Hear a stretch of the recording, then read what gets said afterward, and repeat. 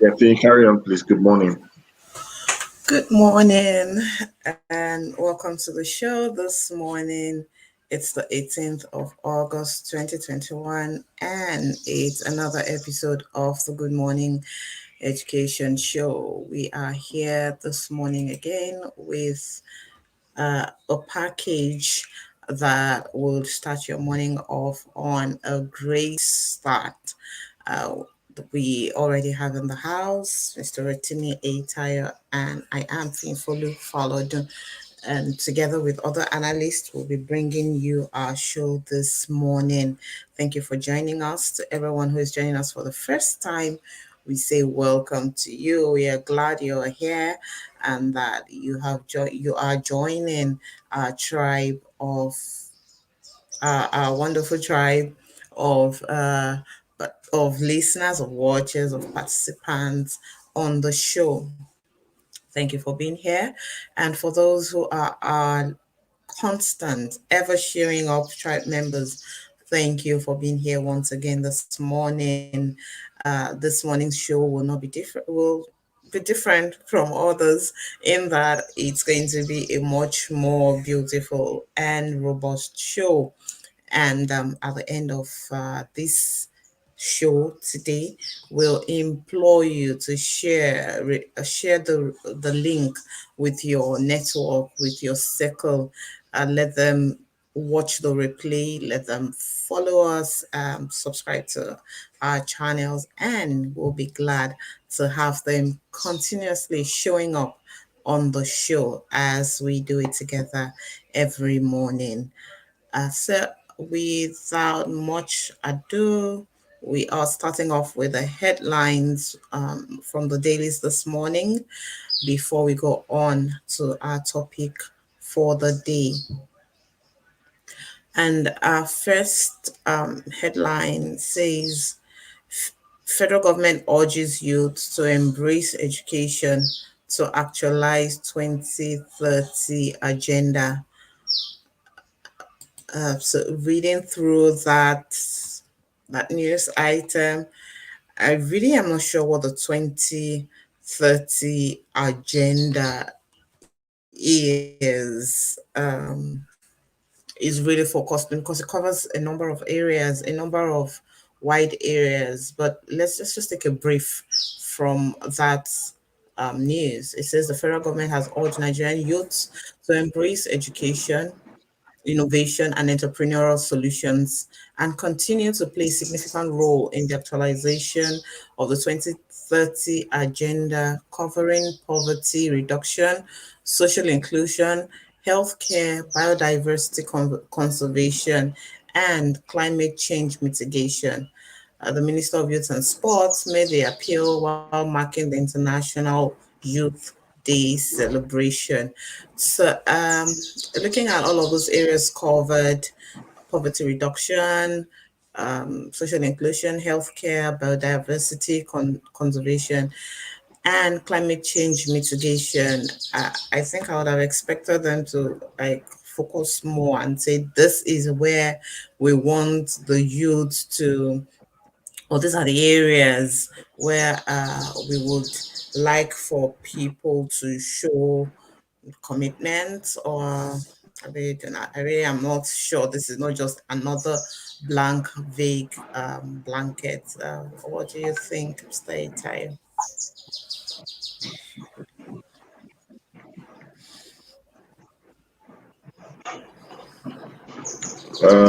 About the agenda, right? Yes, this call to Hello, embrace can you hear me? education. Yeah, yes, I can hear you. Well, I think that the youths are not the people to speak about embracing because embracing has to be a subject of visioning. So when I say youth embrace education, it's like, oh, there's a promise. Which of the youth? And at 2030, what would they be, in the committee of things? So it's sometimes like people just make statements that sound nice, just to be able to tickle people's fancy. I don't think it's actually in order,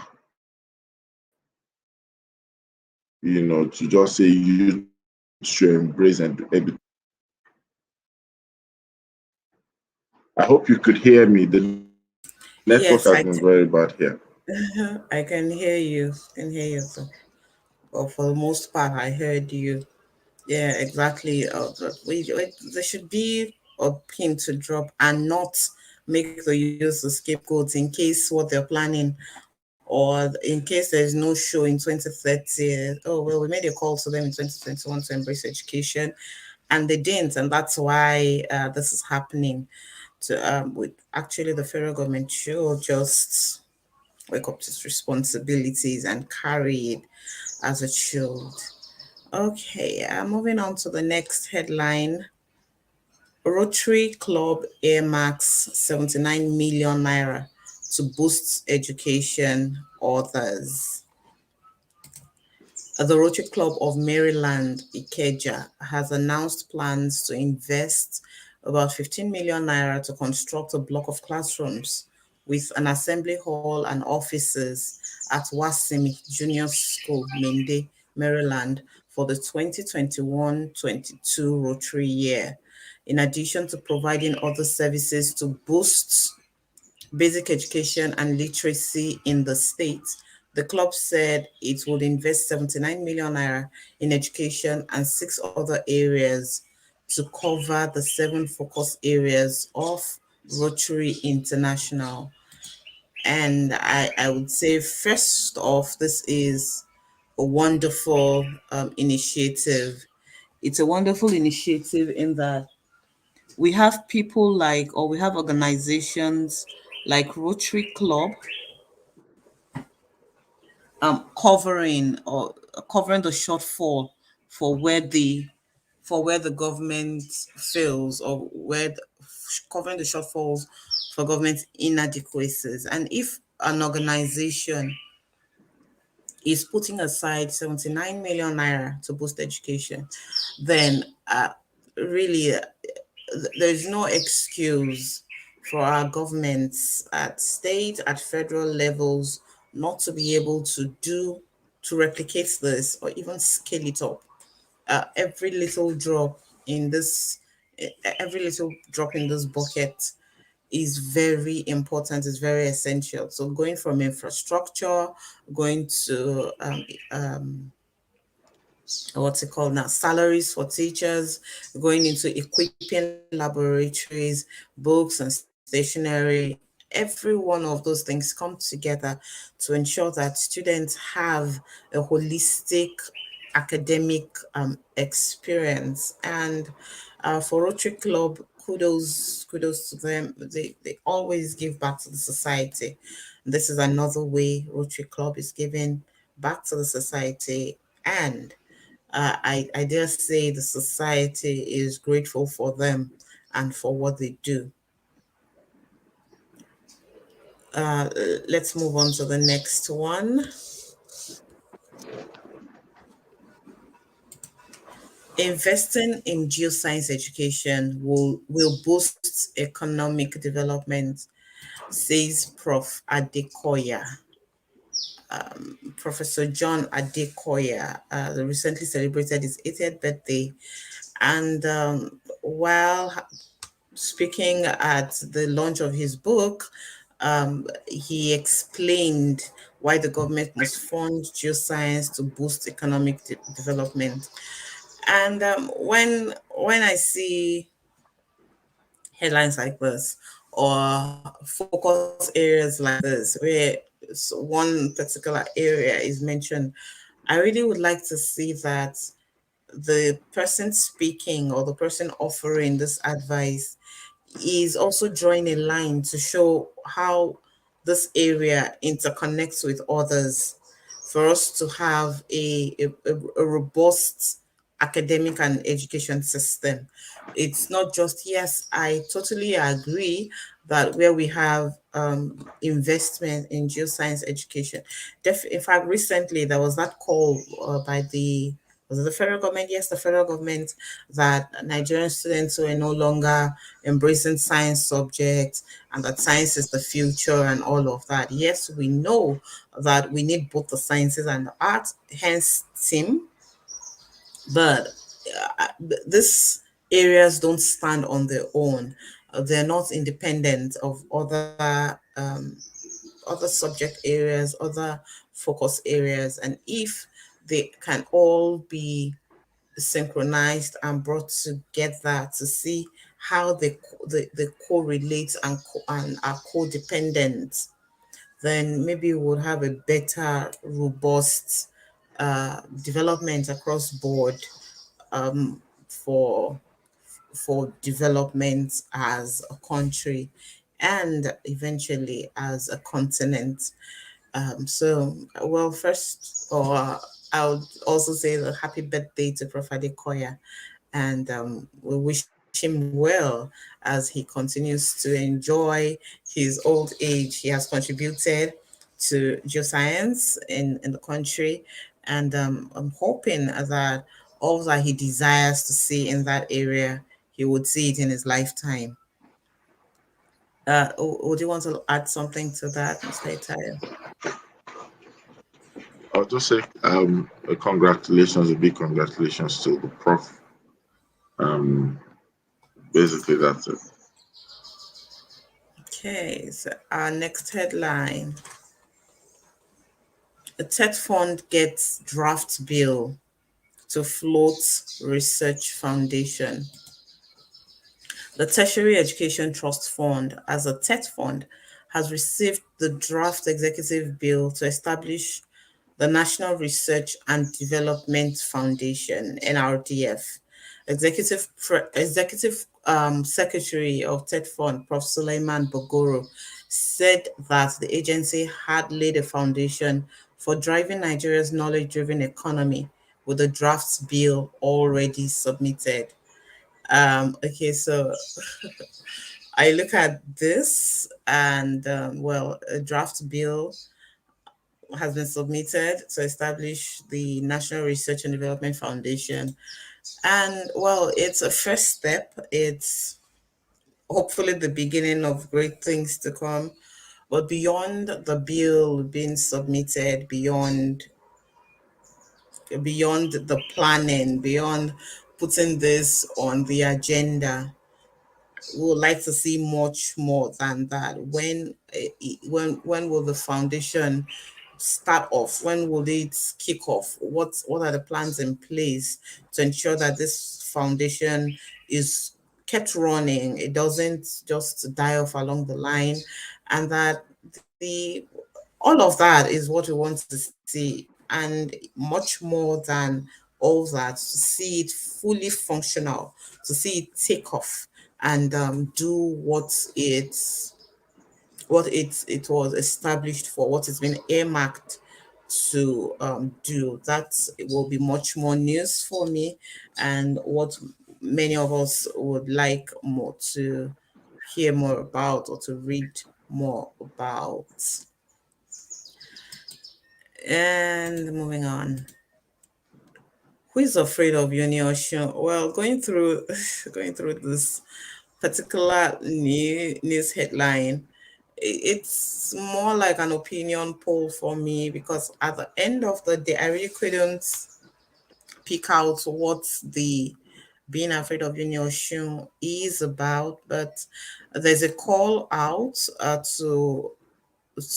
there's Unioshun is out shopping for a new VC, or yeah, it's time for them to the present VC's tenure, I think, is rounding off or is rounding off, and they're shopping for a new VC. And way this was more like an opinion poll to me. I really do not see somebody talking about why he would support somebody else or why he wasn't going to support somebody else. Whatever they do, though, I hope the University of Osun, or Osun State University, UniOsun, that they are able to go through the required process of installing and of picking a new VC who will move the university on to greater heights and to do greater things. Oh, did you pick anything out of it, Mr. Itaya? I'll pass. I'll pass. Okay. So, Like you used to say. on to the next one. Yeah, really, this is a pass.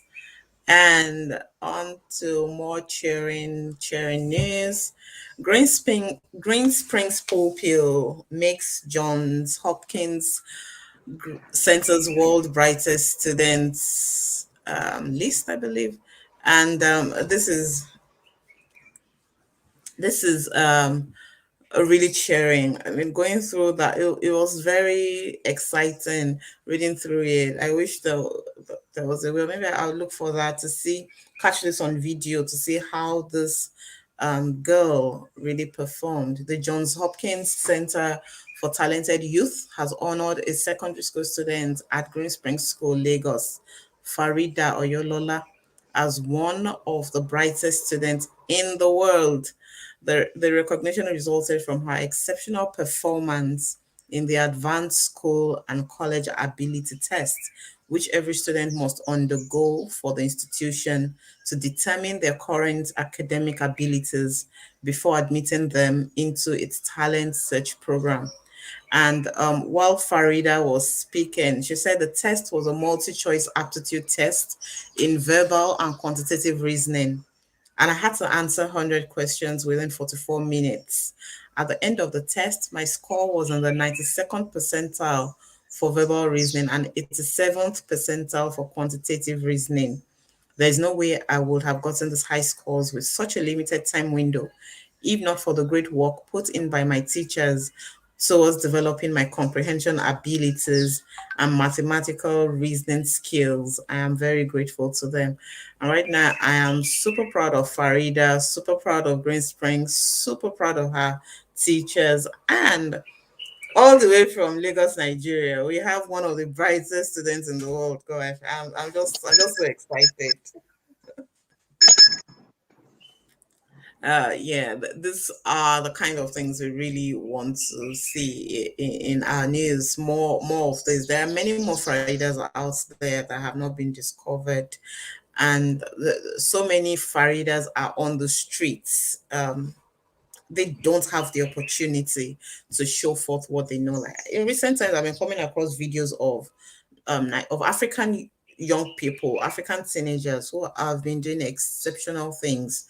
And one created, was it a Ferrari? Built Ferrari out of scrap metal and trash, and it has everything. Well, apart from the finesse, but it has every other functional thing that a Ferrari would have. Another young boy made an ATM from cardboard, and really money came out of it. It was so wow, and we have all of these brains and talents, and instead of the federal government asking the youth to embrace education, they need to pick up these talents and develop them. We have so many more Faridas out there who would make us proud and who would just cap our morning when we read about them, or cap our day when we read about them.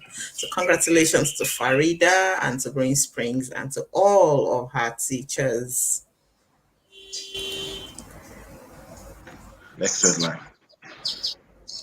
And the Bridge Nigeria holds graduation for pupils. This is also quite exciting for me on two fronts. We have one of our analysts involved, and we have Bridge Nigeria graduating another set of pupils. And so excitement rented the air recently at the 2021 prize giving and graduation ceremony of Bridge Academies, as the pupils, gaily dressed, turned out to celebrate the end of the year of the academic year. The colorful and fun event brought teachers, parents, and well wishers in the communities in all Bridge community schools to celebrate the commitment, behavior, and achievements of pupils, as well as reward the efforts of the teachers during the academic year. The regional director academics at Bridge, Rhoda Odigbo, commended the teachers for the success of their pupils, saying that the learning gains evidenced at Bridge were as a result of their dedication, passion, and hard work. And yeah, this is another very, very interesting headline and exciting headline, I dare say, because if Bridge is not in these communities, if Bridge Nigeria is not in these communities, maybe quite a number of these pupils who now have hope of going to school and furthering their education probably would not have it. And kudos also to the teachers who are sacrificing and putting in their best to ensure that these students are turning out well. Great job, and congratulations to all of them, to the parents. I hope they don't rest on their oars and sit now and leave their children or their wards to be the responsibility of everybody except them. They also need to join hands with organizations like Bridge Nigeria when they are around and available for the kids to ensure that they are also contributing their quota to give their children a better life. So that's it. That's it from here. And with that, we come to the end of the headlines from the dailies this morning. And we are going on to the topic for the day, which is ready for change. Okay, I'll start this way. Say, Tayo, are you ready for change? And what change are you Already, ready we've for? had a change from analysis to the main subject of the day, so that's a change. Okay. So apart from that change, what change are you ready for? What change are you making? What change am I making? Yes. Yes, I'm changing my cup. The cup I used to take coffee, now I have a crystal clear see-through coffee cup. Oh my goodness. Okay. Okay. So change comes in Why are different you ways. laughing? Change could come. I came prepared. I Change came could come in prepared the for the topic. replacement. You didn't prepare Change for the your cup topic. of coffee. Change your cup of coffee. Endorsed by Rotary Tire. KK. Interesting. Change your cup of coffee. Good morning and welcome to the show this morning, Mrs. Ajay. Hey, thanks so much. Already we're starting off. I hate that stuff. You hate what? Coffee, I don't take it at all. Okay, take Whoa. take take tea, hot cup of tea, see Oh through yeah, tea. definitely. Change your cup. I'm tempted to ask what the change of cup does for the quality or for the content. It's the experience when you see what you're drinking from outside, not inside. Yeah. Wow. Okay. All right. So we're talking about change this morning and readiness for change. And we have also been joined by Mr. Jude Ashedu. Welcome to the show this morning. And that's another change. Morning, good morning. You said that's another change. Yes, sir. Yeah, it's part of the change, right? Okay, so we know that change happens. Change is inevitable. No matter how much you want to stop change, you really cannot stop change. We change every day. Every single day we go to bed and we wake up. We wake up different because we something it's either a rejuvenation has gone on our inside, or there is a breaking down or something. We don't wake up the same way we went to bed. So even if we're not looking far to see what change is or where change occurs, looking at ourselves alone is enough to say, look, change happens. And how am I ready for the changes that occur? Some people wake up and find a streak or a strand of gray hair in their hair and they freak out. Like, oh, no, so I'm getting old. Age is catching up on me. Meanwhile, some people are excitedly looking forward to seeing those grays. How do we get ready for these changes that occur, knowing that change is inevitable? So I'll start with Mr. Jai. How do we get ready for change? Oh, that's a really good question. How do we get ready for change? I mean, I love that, you're talking about that. For me, right, when I think about change, there has to be an internal, it starts from my inside. There needs to be something that, especially when I'm looking at lasting change, there needs to be something that says to me, you know what, something needs to move, right? So it's first of all a feeling of displeasure with where I currently am, but I even need to know where I currently am.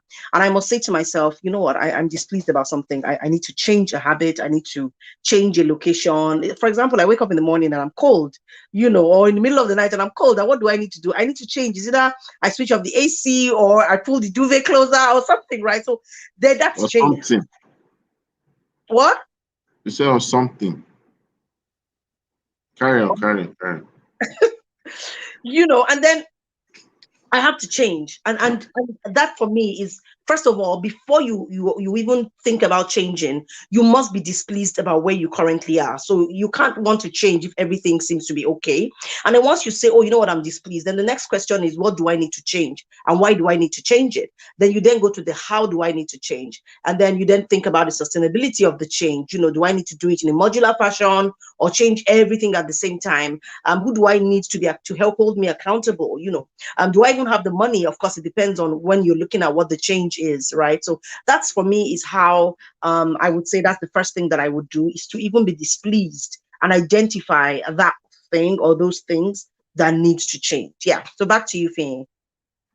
Thank you. Thank you for that. So we really need to take a look at the changes that are happening or that will happen and get ready for them. There's some changes that we just know will happen. When children get to the final class in a particular category of education, we know that they're going to make a switch. How do we get ready for this? Or do they get to the end of the third term and then parents start running around and thinking, oh, how am I going to get this child into secondary school? How am I going to pay this? How am I going to get this? Some of those things, some of these changes are seen well ahead of, and we need to plan for them. So I would ask Mr. Shiedu the same question. How do we get ready for change? Or how do you get ready for change? If I'll make it more personalized this time around. Uh, Most times I change based on, I think for me, it's a rule of thumb. If you have a plan, if you know a purpose, that should determine how you change, right? Because you don't just change for changing's sake. You don't just change because everybody's changing. It should match with your plan, your purpose, your direction in life, right? So because if you are we are all good about change, right? But what if you are required to change against your purpose or change that to something that doesn't really work in your favor or work in your plans? Definitely that would not be a positive change, right? So in as much as change is good, it should be tailored towards your plan, your purpose.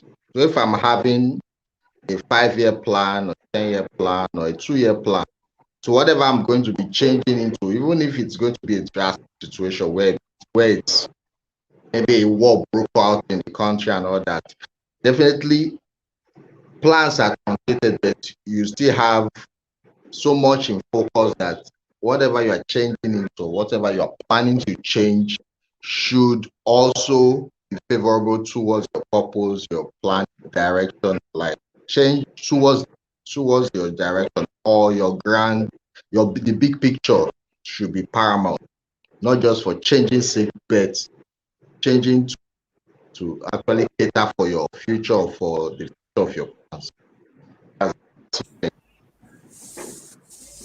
Thank you very much for that. And you touched on something.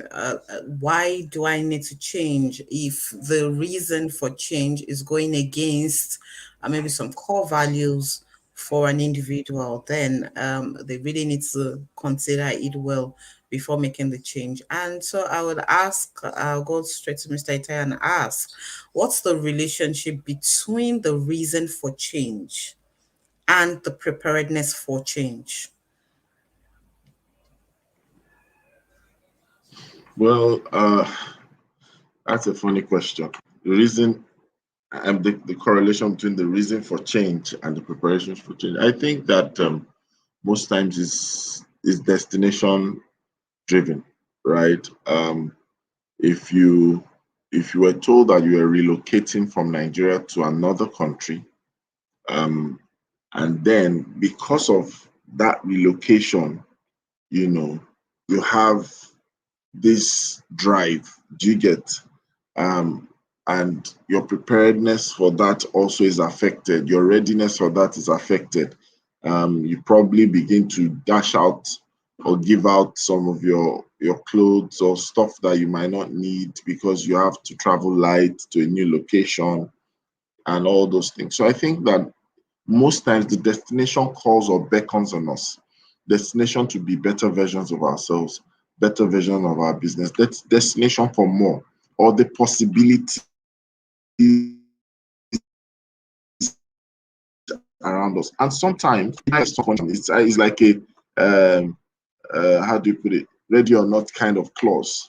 You know, you just have to realize that there are times that, for example, to salvage a relationship, to salvage a business, you just have to change. You just have to do something, you know, and that breeds that readiness, as it were. I don't know if that answers your question.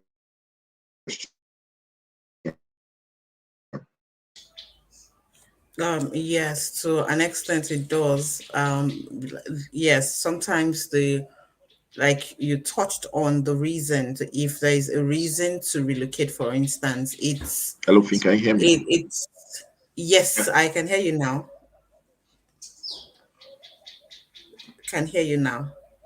So okay, so like you Okay. talked about, if there's a need for relocation, it in a way dictates your preparation and your preparedness and what you need to do. So knowing if the reason I have to okay, so what we're actually driving at is that there's really no one size fits all model for change. The way we prepare for change depends on the kind of change we need to make.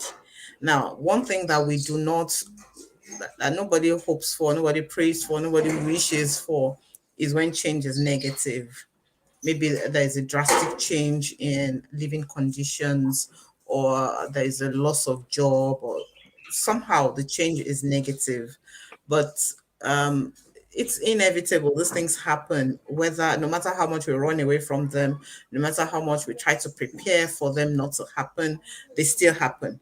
So when change is negative, what should our attitude be to it? Mrs. Ajayi, let's start with you. So if I understand you clearly, for example, I'm driving to work and then suddenly I have a blowout on my tire, and that would necessitate me changing direction.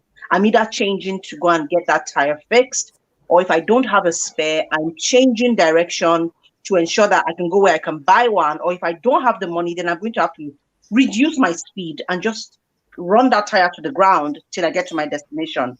Right. So that's negative in a sense, because I'm let's break it down here. So that's negative in a sense because, one, I may be late to work or wherever it is that I'm going. I may lose the opportunity that I'm going for if it's time bound. But the reality is, even when change seems to be negative, right? Negative in the sense that maybe also I joined a bad gang in school. And so what basically happens is I'm getting derailed, right, from my initial purpose, from my initial direction. But I might not even realize, because, see, that's the funny thing with change or some changes. You don't even realize that you have gone off the path, right? And for me, That's where having people around you and having disciplined people around you, and you as well being disciplined, comes in, right? Because sometimes you don't know, right? So if, for example, a negative change happens where I'm negatively, Jude said, and I'm negatively moving away from my purpose. So it's people are looking at me and they're like, Keke, where you're going? And your destination are looking really different. What's going on here? What I then need to do is to recalibrate, right? I need to recognize the fact that I'm going in the wrong direction. But first of all, I need to recognize it. Because if I don't recognize it, then I'm just going to keep going on that negative path because I don't know, right? So I need to first of all know. So that means I need to be able to surround myself with people who would hold me accountable. If not, then to be honest with you, Finyi, that's what makes people go down into a spiral and they just never come out, right? So the first thing is, once I have people around me, and then I need to be ready to listen to these people, right? Because if they have them around me and I'm not listening, I'm going to keep going down that spiral. But regardless, even if you've come to yourself and realize, oh, you know what, this is not what I was meant to be doing. Oh my goodness, how did I get here?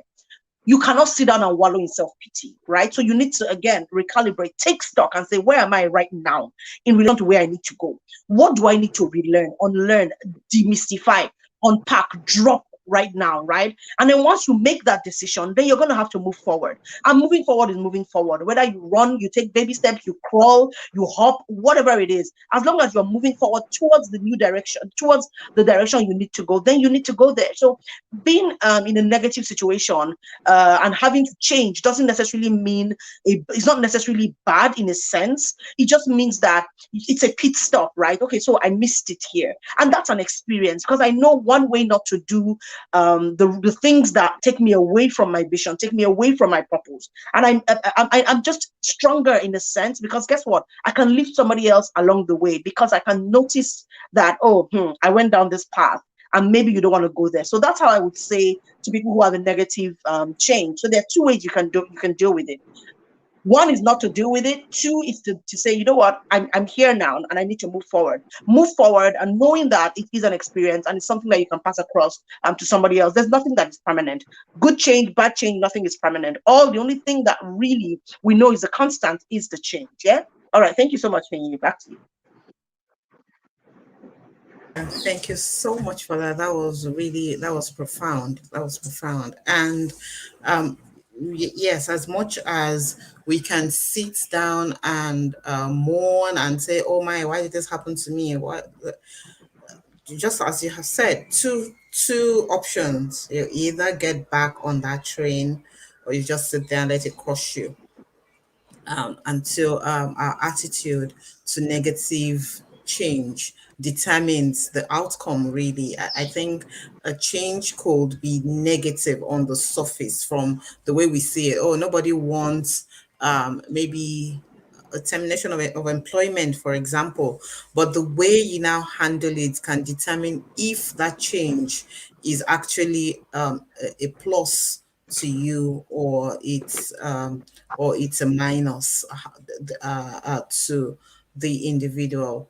And so I would ask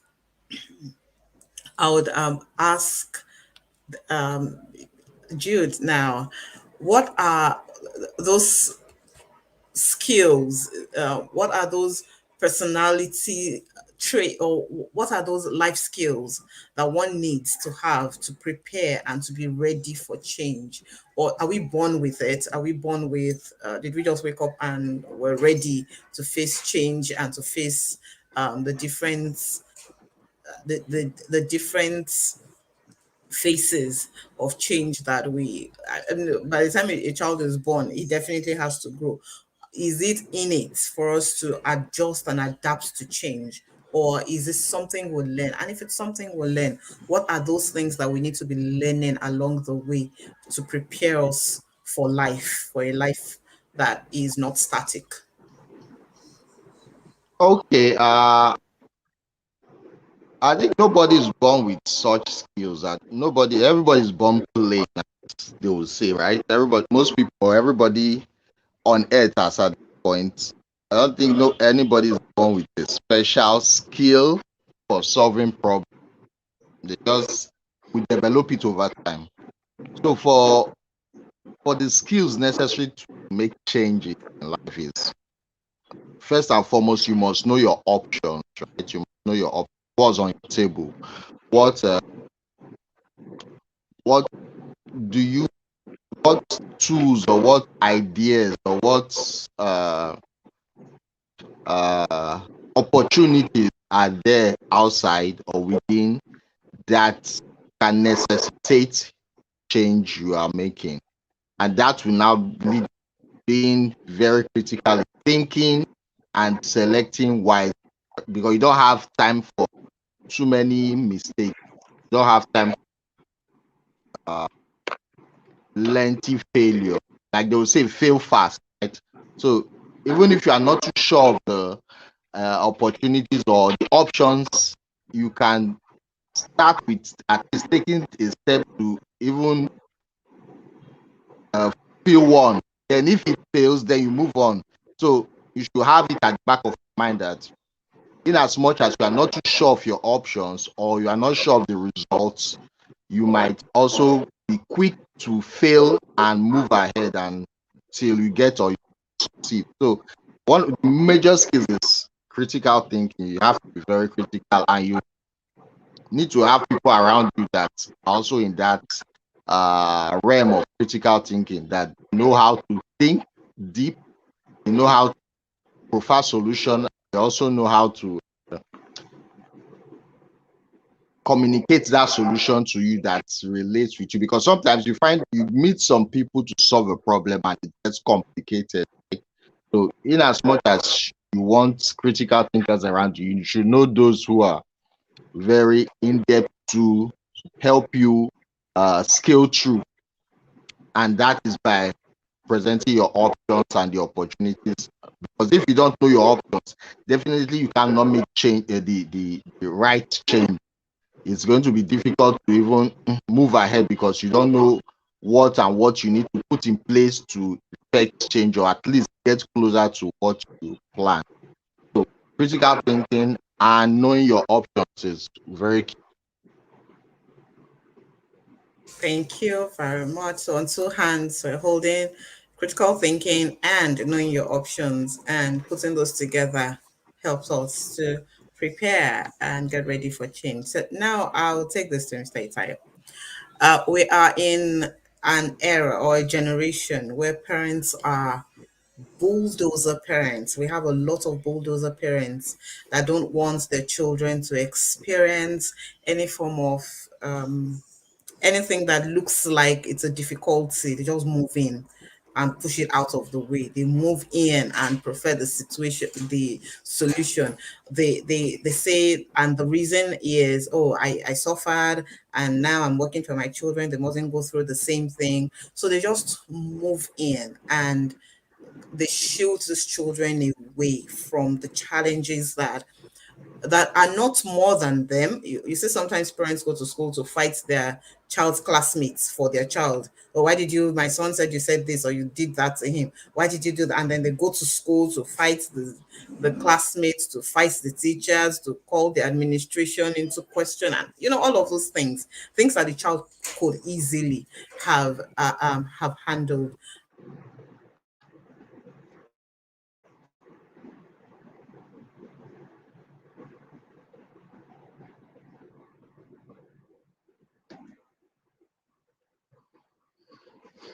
Is it me or is Hello, it Finn.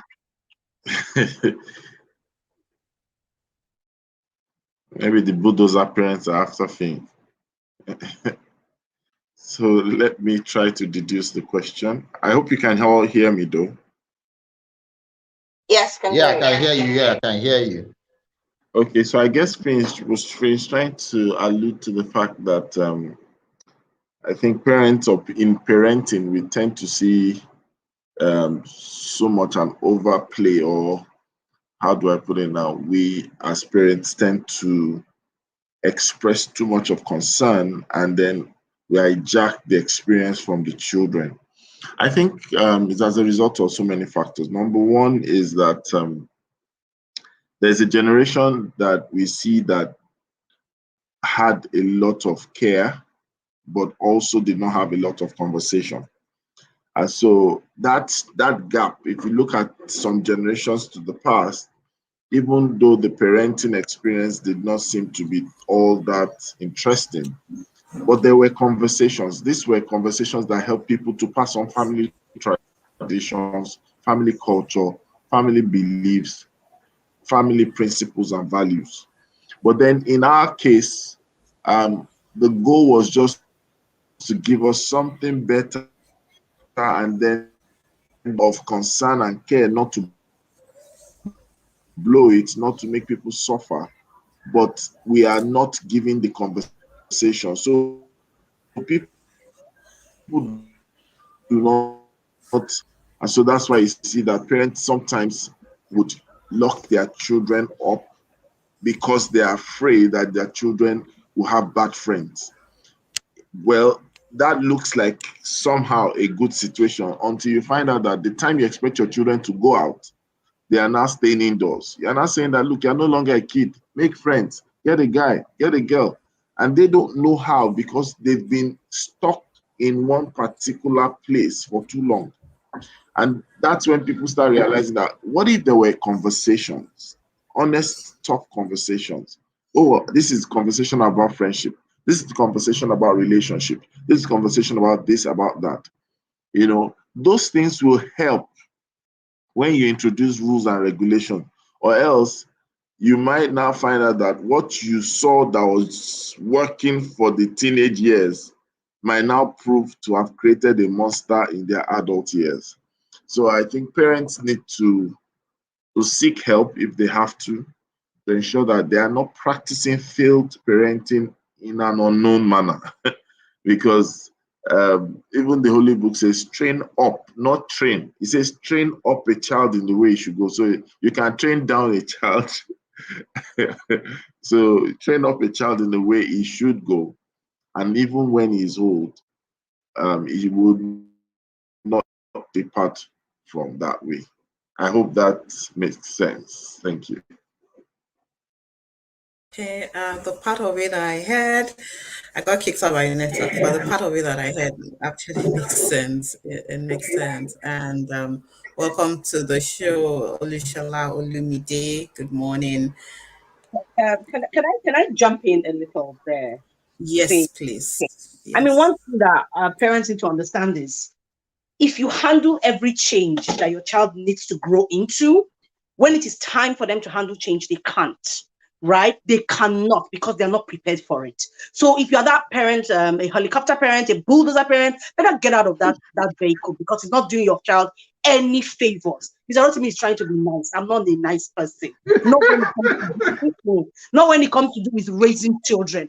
You are potentially raising a monster that can do nothing for themselves. They have no backbone, they have no grit, they have no resilience, they cannot even think for themselves because every single time they have to get into that place where, like I said, grow into change, then they're ill-equipped to do it. You've done it for them. So why are you not expecting them that they should go into the university and do work and work hard? They should get into the workplace and understand the importance of competition and collaboration. They cannot, right? So when you think about change, you need to change if you're that parent and get out of that place and help your child to experience change, to enjoy change, to grow through change. If not, I don't know what you are breeding in your household, but that's definitely, I don't know. So let me stop before Mr. Rotimi will kick me out of the show. Yeah, well, I believe that these honest conversations need to be had and need to be, yeah, we really need to hit it when it may not be palatable, it may not be what we want to hear. But yes, as much as we can provide for our children and help them to and keep them comfortable, we also cannot remove them from the realities of the world they are living in. Children, it's so many things these days, and you're just wondering, do you really mean that you could not find a solution to this thing? And because you asked me to bring a yellow bag, I could not find the yellow bag. All you need is a bag to put something in. And I think there's a yellow bag in the drawer. Bring the yellow bag. It's not there. And they come back and start staring at you like, but there was no yellow bag. So how? Okay, so yes, thank you for bringing that out. And I think yeah, a term for that is helicopter parenting, sort of helicopter parenting. has its extreme. So it's like a two-sided monster, right? It's almost like parents raising puppeteering their child to the point that they disable that child. So that's where it becomes very, very tough, where your child cannot even do anything aside calling mommy, daddy. I'll tell my mommy, I'll tell my daddy, I'll tell my mommy, I'll daddy. So it could be that bad. Thank you for that. And Olushala Olumide, would you want to jump in on this too? Preparing the next generation for change. How do we prepare them for change Uh, adequately? Thank you. Good morning Morning. to everyone in the house and for all this generation came upon us suddenly because a lot of and I come going back to the way we were raised. Except we raise the bar and change something, the way we were raised is not going to work. Raising our own children, going by the level of information available, a lot of things are changing, dynamics of parenting and what have you. Fine, there is neglect on one side, then there may be on the other side of the spectrum the issue of overprotection. I think there should be a sort of progressive release of our children. We release them commensurately to their age, exposure, and going by the conversation we've had with them. As young as they are, they reason. When they do wrong, they know. When they do right, they know. And when we validate them, we appreciate them, we let them know that they are doing fine. If they have done wrong, we tell them they've done wrong and the reason why they have done. I think it will go a long way. A child will not just be left, staring into the sky and will be wondering what is going on. I don't even understand why my mommy beat me now. Why did she even shout? What is she trying to pass across? And we should not forget that these children also they go to school. In a way, the teachers, the aunties and uncles are sort of foster parents. There should be synergy.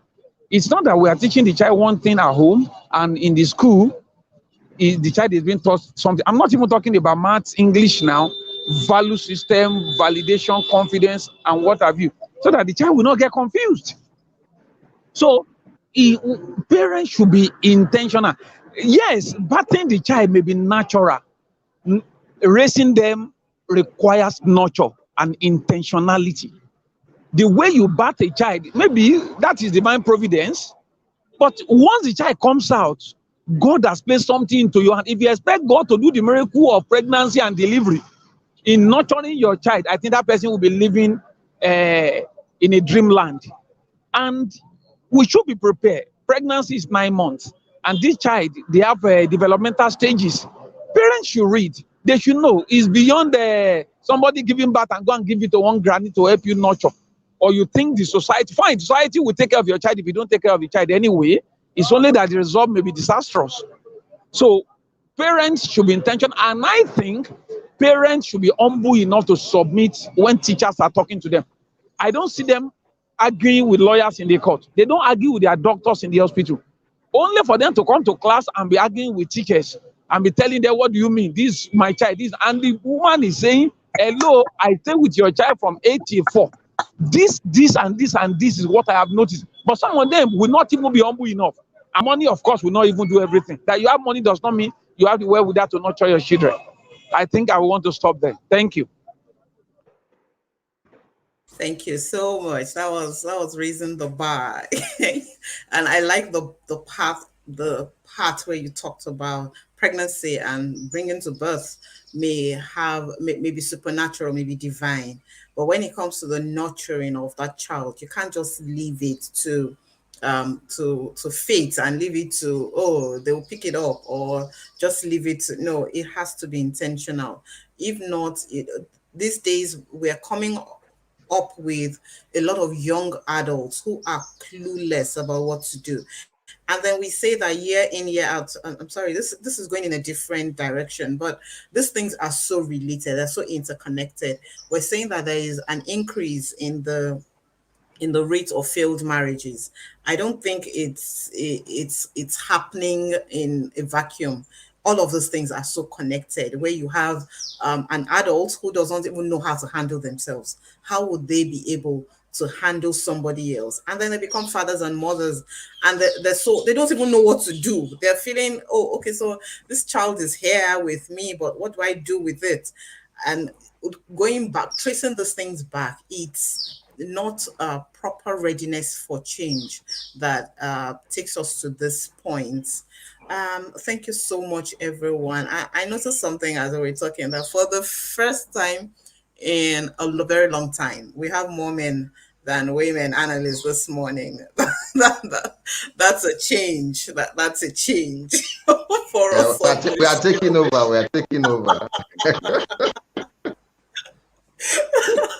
I don't know whether to say this is a positive change, or but it's a change nonetheless. And and as we round off this morning, I'll just take let's take 1 minute passing shot from each of us, starting with again, I'll be partial with the starting with Mr. Ajayi, then we go to Mr. Asiedu, we go to Mr. Olumide, and then round off with Mr. Itayo. What would your passing shot be this morning? Thank you so much. So it's been an amazing conversation. Thank you, Fee, for excellent moderation as always. So I mean, what I would like to just wrap up with is change is constant, right? But if you're the only one changing, then there's a problem, right? So you need to take a look around you as well and look at the people that work with you, the people that you connect with, and ask yourself, if they're not changing and you're the only one changing, it's either you're in the wrong place or you're not doing the things that you need to do to carry people along, okay? Because one way that imagine that only my arms were growing. Obviously, there's going to be a problem with my entire body. So again, don't think of don't think of paying for just you. Think about everybody else as well, and see how you can get them, prepare them for the change, You know, and sir, this motor is for change.